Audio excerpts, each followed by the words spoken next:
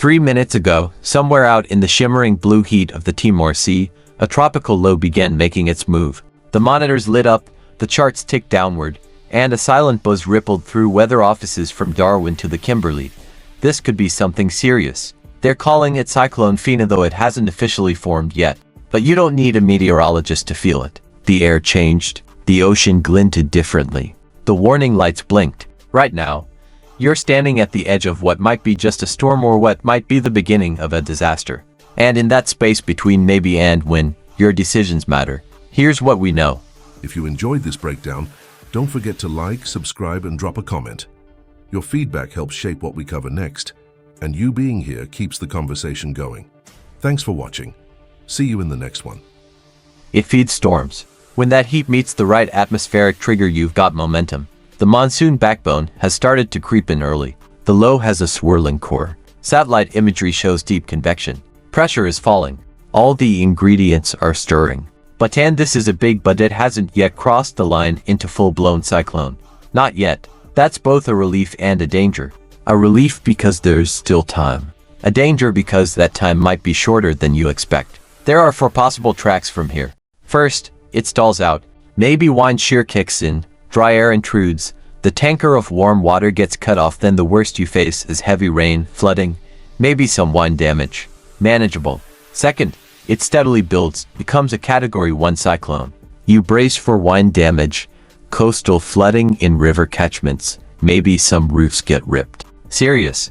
Third, it jumps Category 2 or 3, the fast intensify scenario. That's big waves, storm surge over 2 meters, mass power outages, entire communities battered. Fourth, the road curves, something that veers westwards into less populated territory but slams infrastructure, logistics, offshore platforms, less visibility in headlines, but still disaster.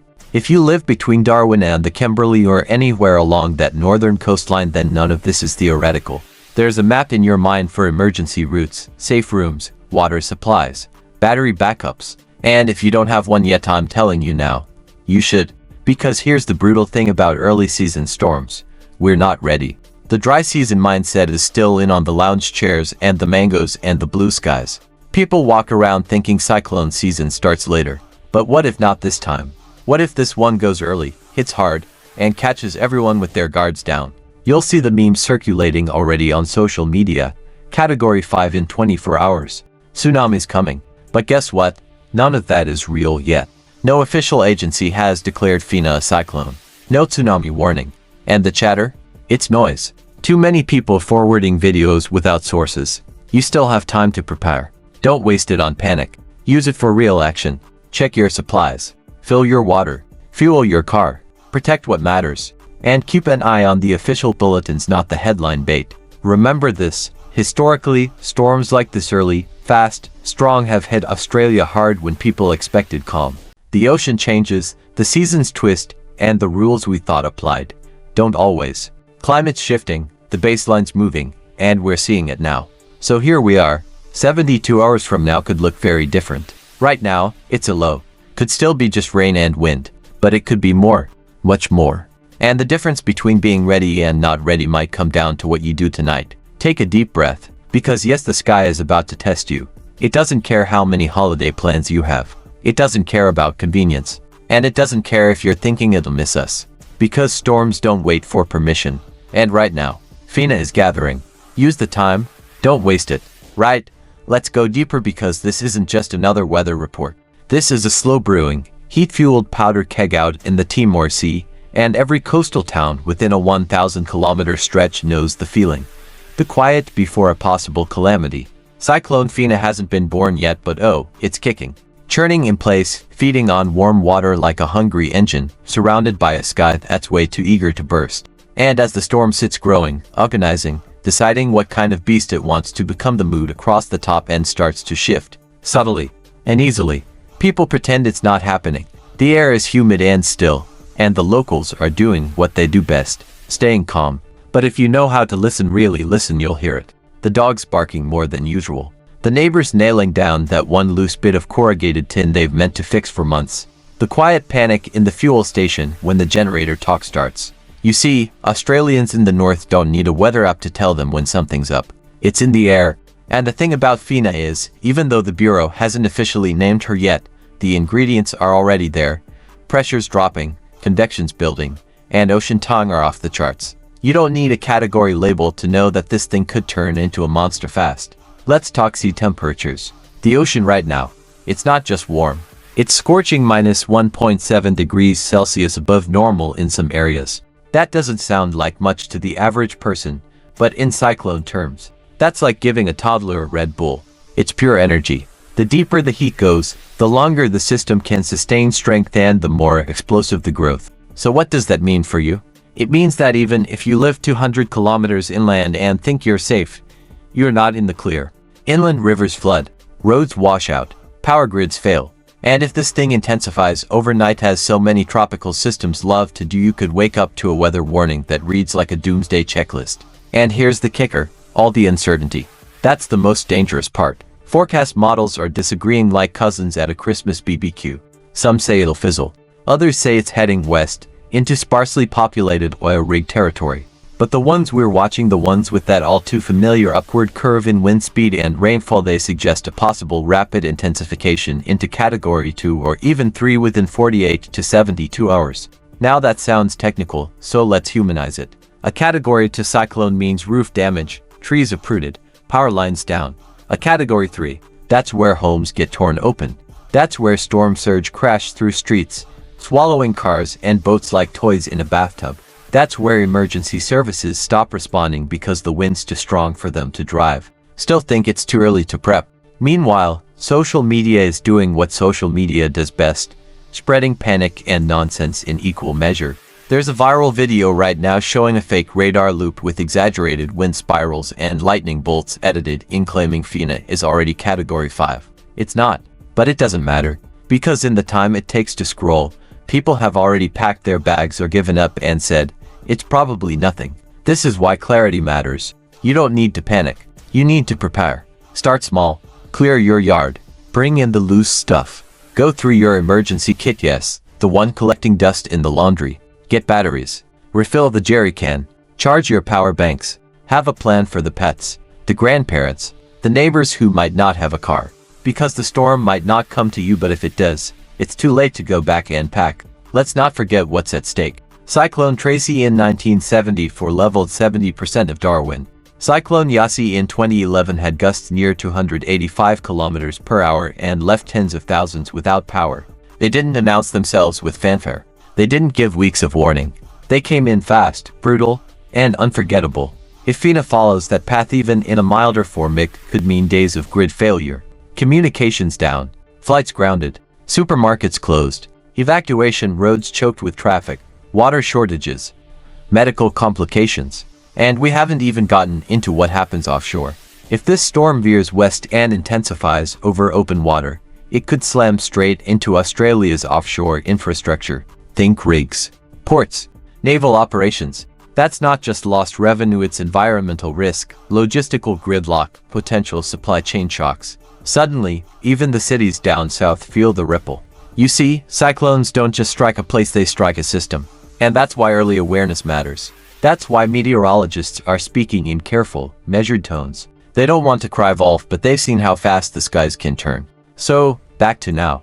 What do you do with this moment, this fragile, uncertain pocket of calm before whatever comes? You respect it. You don't underestimate the ocean, or the wind, or the clouds that haven't quite decided what shape to take. You don't roll your eyes at warnings just because your town got lucky last year. You stay informed.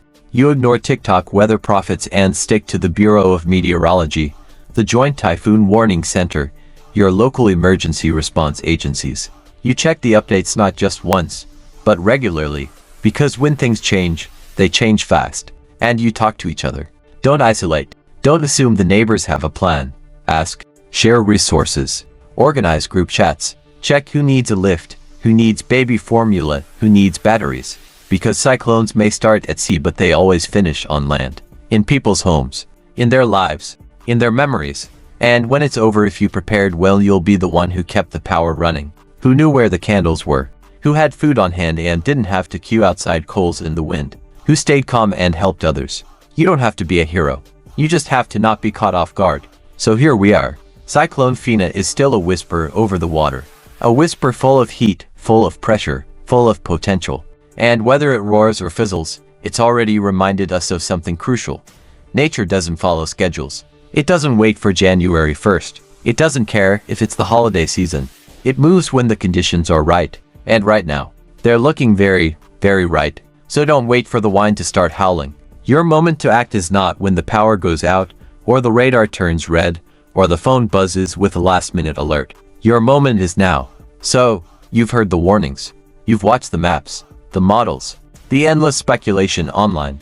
And now here you are, staring out your kitchen window as the clouds roll in a little darker, a little faster than they did yesterday. The air feels thick, like it's holding its breath. And somewhere offshore, Cyclone Fina is quietly deciding what kind of chaos she wants to unleash. Let's not sugarcoat it. This thing is moody, unpredictable, and potentially explosive. Meteorologists are still playing catch-up because Fina isn't moving like your average system. She's stalling, brooding, gathering heat like a match hovering just above dry kindling. All that warm water, that record-breaking bath of oceanic fuel out in the Timor Sea, it's practically begging for a spark. And when it catches, oh, it's going to move fast. That's the thing with early-season cyclones. They're like guests who show up to the party 3 hours early, trash your living room, and leave before anyone can call security. No one's ready. Not the trees, not the roads, and definitely not the people still clinging to the idea that it's too early for a big one. Tell that to the ocean. It doesn't follow our calendar. And if Fina becomes a full-blown cyclone, Category 2, maybe Category 3 by some of the scarier models, she could strike while everyone's still in a festive daze, half-drunk on holiday cheer and entirely unprepared for what a fast-moving tropical monster can do. Let's run the numbers again, not because they've changed yet, but because they matter. We're talking sea surface temperatures between 1.2 and 1.7 degrees Celsius above normal. That might not sound like much until you realize that it makes the Timor Sea an all-you-can-eat buffet for storm systems. Think of it as putting a turbocharger on a weather engine. It's not just warm on the surface, it's deep warm. That means the cyclone doesn't starve when it churns up colder water from below. Instead, it gets stronger the longer it spins. And now, you're probably wondering, why haven't they officially declared it a cyclone yet? Fair question. The short answer, structure. Right now, Fina is still just a low-pressure system. A very angry, very suspicious low, but it's not yet a cyclone in the technical sense. Cyclones have a closed eye, organized convection, sustained wind speeds over a certain threshold. Fina's almost there, but not quite, like a fuse just short of the flame. But let me be absolutely clear. Just because the label hasn't arrived doesn't mean the danger hasn't. You can feel it. People are starting to cancel barbecues. School groups are texting parents about emergency pickups just in case. Stores are selling out of bottled water and batteries. And every single person who lived through Cyclone Tracy, or Yasi, or Marcia, has that quiet look in their eyes, the one that says, I hope we're wrong. But we might not be. So what's the move? Start smart. Don't wait for an emergency alert to start preparing. By then, you've already lost precious time. Go through your cyclone plan. Make sure your emergency kit isn't just a dusty plastic box filled with expired canned tuna and a torch with no batteries. Charge your power banks. Stock your fuel. Secure your yard. Don't have a plan? Make one. Now. Figure out your evacuation route. Talk to your neighbors. Yes, even the weird one who listens to 80s synthpop at 2 a.m. Because when the winds start howling and the streets flood, you're going to need each other more than you think. And listen, this isn't about fear-mongering. This isn't panic now, flee inland, doom is coming. It's not that. It's just reality. This is the time to take storms seriously before they give you no choice. Because if there's one thing cyclones do better than destroy, it's surprise. Just ask the people who stayed home during Cyclone Debbie, or the businesses caught off guard during Yasi, or the dozens of communities in the top end who still remember the sound of their roofs being peeled off like tin can lids. It doesn't matter how many times you've ridden one out, each storm is different. Each one writes its own script. And Fina, she's just getting started. In 72 hours, the headlines could read, Cyclone veers away, fizzles offshore. Best case. We all breathe a sigh of relief, shake our heads at the chaos that almost was, and move on with our lives. But what if it's not? What if we wake up to satellite images showing a Titan spiral and a perfectly formed eye? What if it barrels toward the coast, hitting ports, homes, flood zones, exactly where it hurts? What if the time to prepare was yesterday? This isn't just about wind. It's about what happens after. Storm surges can push salt water kilometers inland, contaminating water supplies. Roads can become impassable. Crops can be wiped out in an afternoon. And power, that can disappear for days, even weeks, depending on where the damage lands. And for those in remote areas, or indigenous communities already grappling with infrastructure challenges, recovery isn't just slow, it's generational. Now here's the wild card.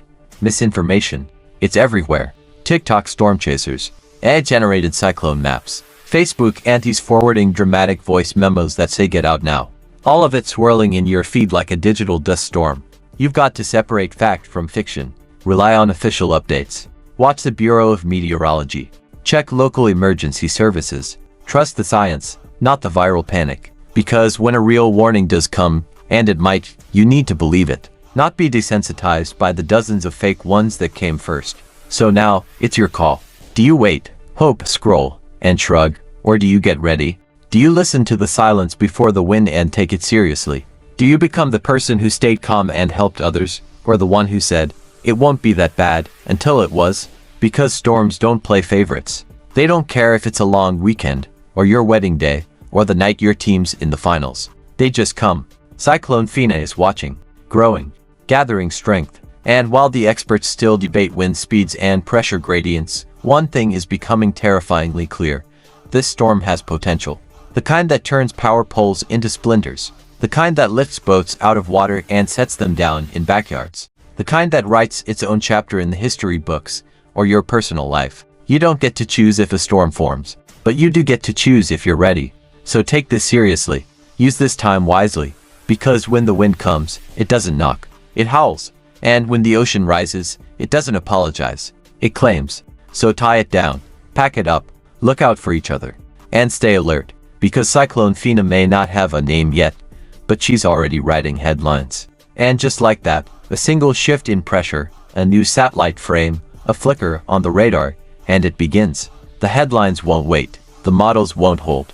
Once it tips over the edge, once Fina earns her name and that official cyclone designation, everything changes. Supermarket aisles empty. Fuel stations back up. Sirens echo in low-lying suburbs. And all the maybe-laters turn into too-lates. But you'll know better. Because you heard it first. You saw the signs.